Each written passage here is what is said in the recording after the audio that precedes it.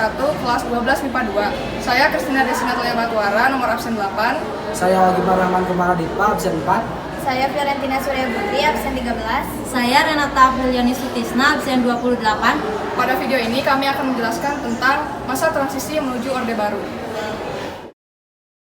Masa transisi merupakan perubahan dari masa Orde Lama ke Orde Baru. Orde Lama sendiri merupakan penyebutan istilah yang diciptakan oleh Soeharto.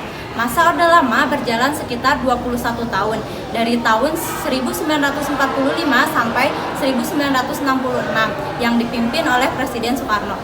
Sedangkan masa Orde Baru merupakan sistem politik pada masa pemerintahan Soeharto tahun 1966 hingga kejatuhannya pada tahun 1998. Istilah Orde Baru digunakan untuk merujuk pada koalisasi antara Angkatan Darat, mahasiswa dan masyarakat yang menentang Soekarno dan Partai Komunis Indonesia atau PKI.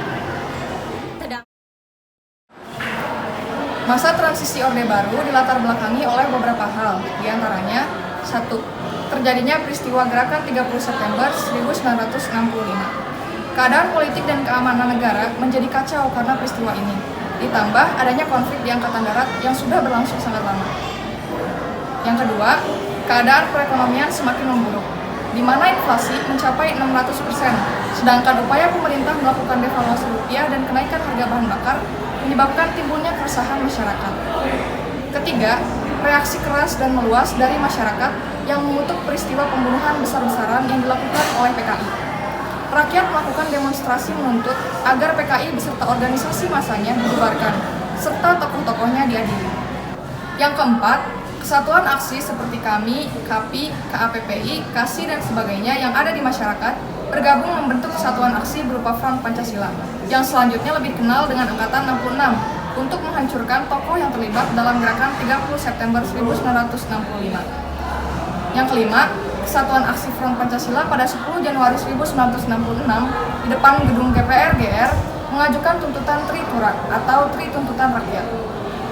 Yang keenam, upaya reshuffle Kabinet Trikora pada 21 Februari 1966 dan pembentukan Kabinet 100 Menteri tidak juga memuaskan rakyat, sebab rakyat menganggap di Kabinet tersebut duduk tokoh-tokoh yang terlibat dalam peristiwa Gerakan 30 September 1965. Yang ketujuh, wibawa dan kekuasaan Presiden Soekarno semakin menurun setelah upaya untuk mengadili tokoh-tokoh yang terlibat dalam peristiwa G30 SPKI tidak berhasil dilakukan, meskipun telah dibentuk Mahkamah Militer Luar Biasa atau biasa disebut Mahmilu.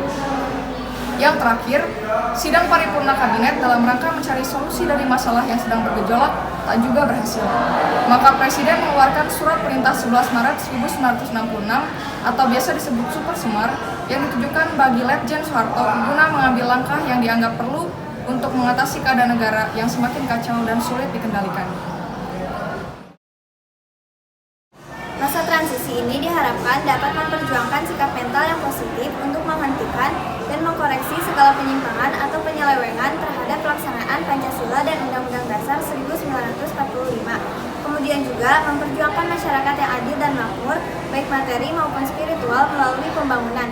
Dan terakhir, memperjuangkan sikap mental mengabdi kepada kepentingan rakyat serta melaksanakan Pancasila dan Undang-Undang Dasar secara murni dan konsekuen.